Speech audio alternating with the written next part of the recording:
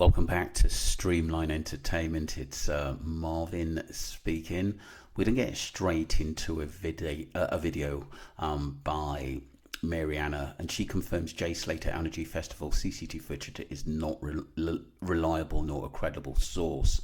Not all of it is, and I agree with some of the texts over the videos could have been made up and AI a little bit on it. I do agree, and obviously I think some of the mix up in what happened with the watch was the night before, and a lot of people have been looking into it.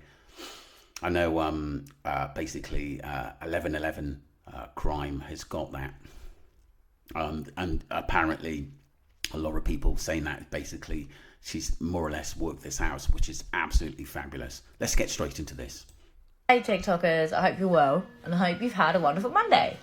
So, I get sent so much footage of this nightclub footage of where Jay Slater was, and I don't understand how people are working out text, like, for example, dialect.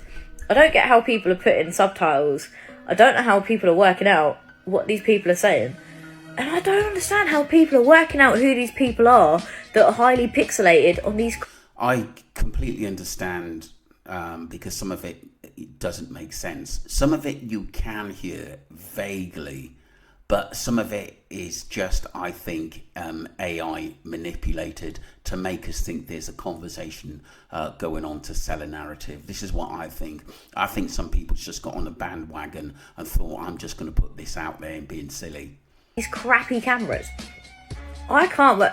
This is why I've never really posted on it, because I can't work it out. I wear glasses. If I take them off, I still can't see. If I put my glasses on, I still can't see, because it's heavily pixelated. It's something like out of Minecraft.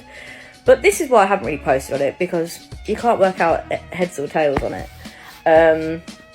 So that's my perspective on it. But I do get sent a lot of video footage from this nightclub at the NRG festival. I get a lot of people sending that beach footage. You can 100% work out that's Lucy's voice. But when it comes to the nightclub footage, because there's so much audio overlap. I agree. I do believe the beach video of basically Lucy basically talking there, it didn't half, like I said, sound like her voice and get quack quack, and a lot of people didn't know who Quack what was. That name come out a lot later. So I do think that the video, the footage of the arguments and Lucy shouting get quack quack is something that is a true event, I think. In each other, you can't work it out on who said what. I mean, there's some people are saying, oh, the bag, and then there's some people saying Jay saying he wants to go home.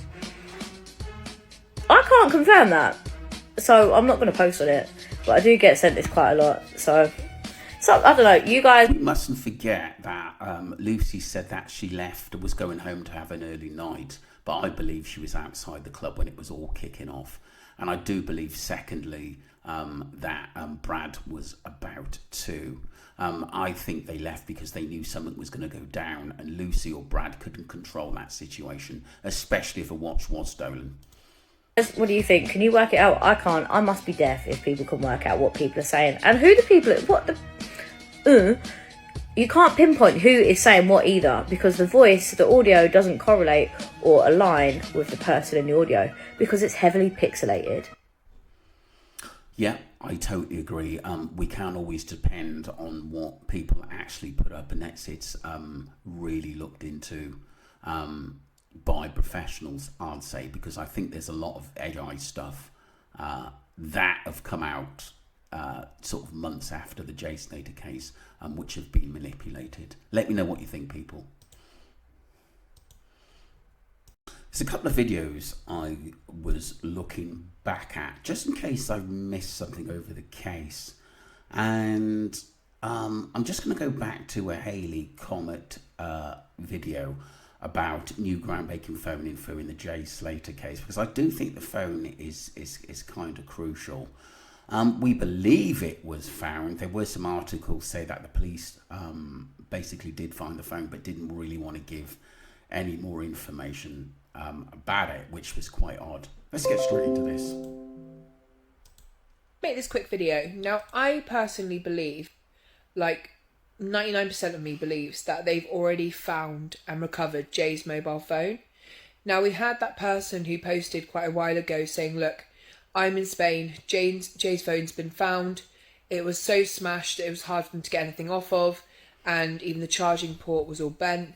Now, that to me doesn't ring true, because they don't need to be able to turn the phone on, or, you know, they can take stuff out of the phone anyway. You know, the police are trained in doing that. But I do honestly believe that they have that mobile phone.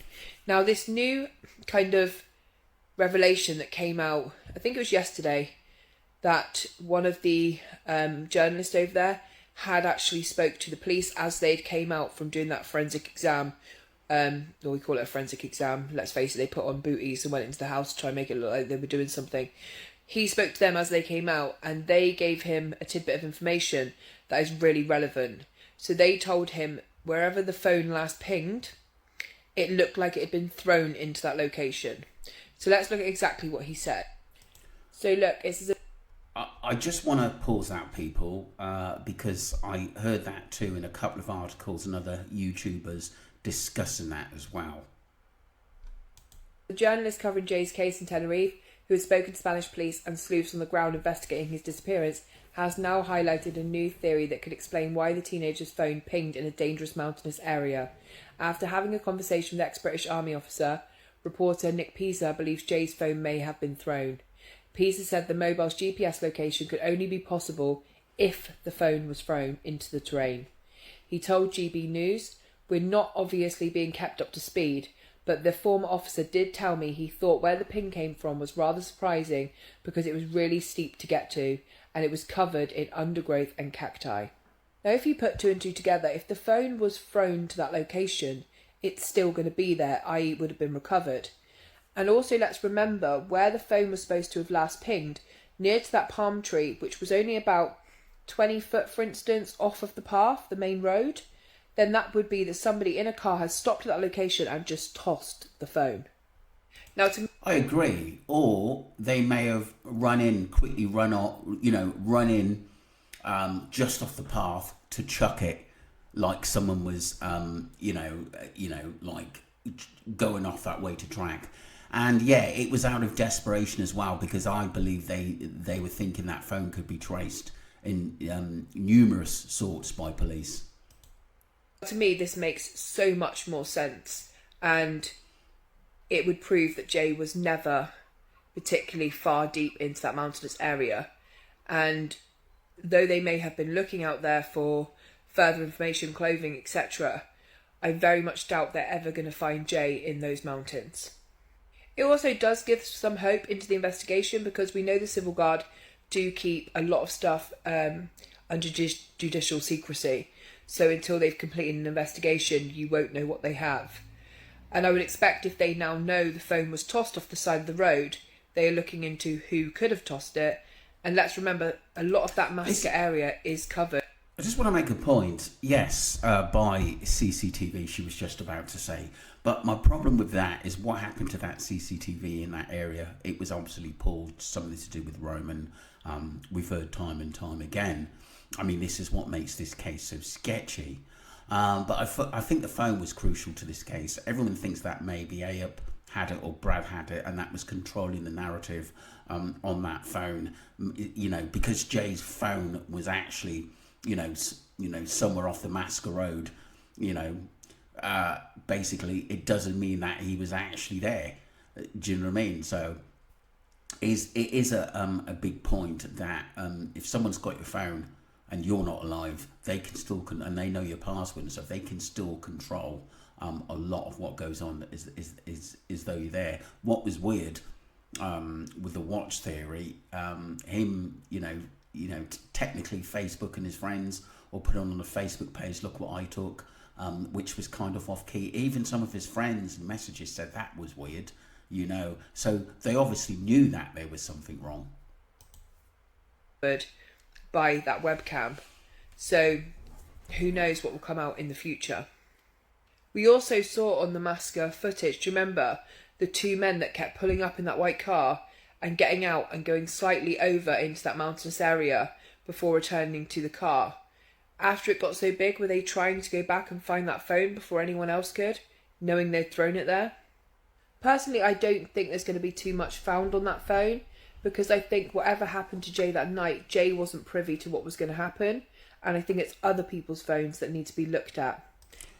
I totally agree with what Hayley Comet's saying here, but like I said, those phones should be taken off him straight away.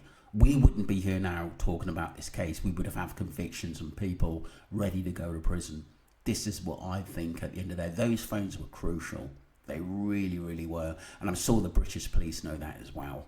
I got, I've read a few articles at the end of the day, and people tell me that actually live in Tenerife that there were British police who were kind of sceptical about the case, and were asking questions about, Brandon, Brad, and Lucy being out there. So I do think there's a little bit more which the police know, which we don't, and possibly the family as well, but they're not allowed to say. So we can't blame them if they've got to keep it quiet until the police are ready to come up with something else.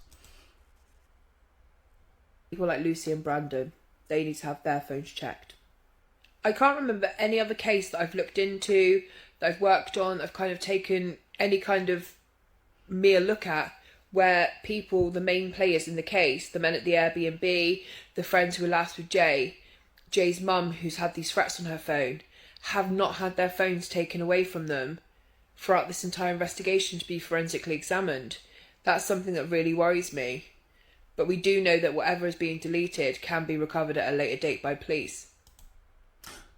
Totally correct, and that was Hayley Comet. Do go and subscribe to her. She just come and look at my channel to see what I'm up to sometimes, which is brilliant, and we thank each other for obviously the coverage of the Jay Slater case. Let me know what you think, people, because like I said, I think that phone's crucial. I do think the police has got it. I do think it was planted, and I do think it was between Brad, Lucy and Abe, which were operating that phone as though Jay was still alive. But we know he was never in those Masca Mountains. Thank you.